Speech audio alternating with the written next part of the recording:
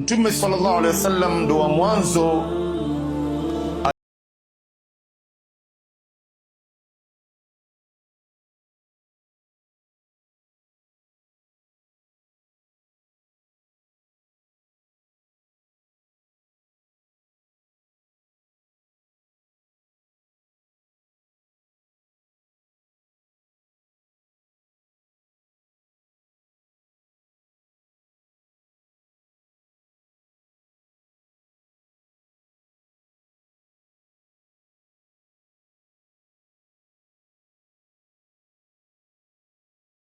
kuwakataza na wengine, na ilhali ya kuwa dalili ziko wazi.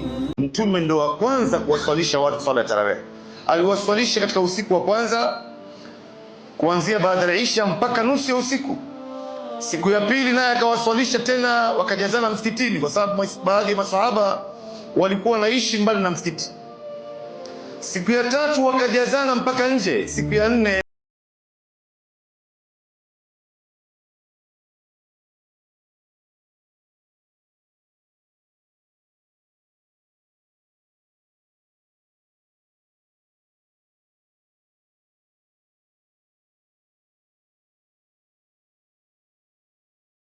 Mtume kuwakataza. Kuanzia hapo kila mtu akawa anaswali tarawih kivyake.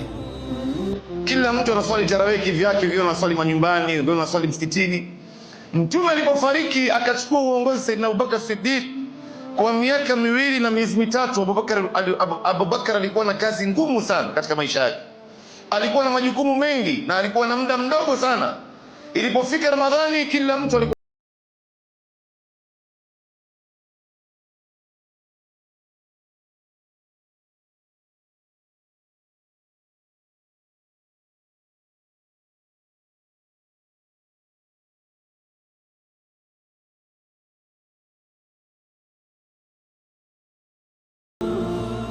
ili waswali kwa jamaa kama mtume alivyoanza kuswali. Kwa hivyo Saidina Umar akawaambia ni'matun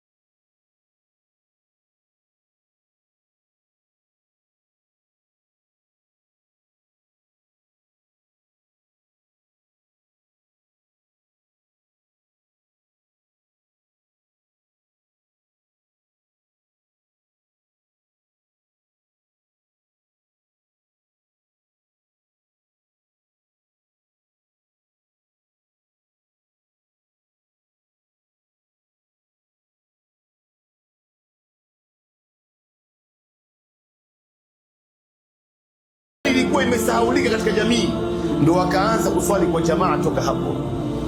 Toka hapo ndugu zangu, mpaka leo tarawih imekuwa ikiswaliwa misikitini na itaendelea kuswaliwa mpaka siku ambayo Mwenyezi Mungu Subhanahu wa Ta'ala ataisimamisha hii dunia.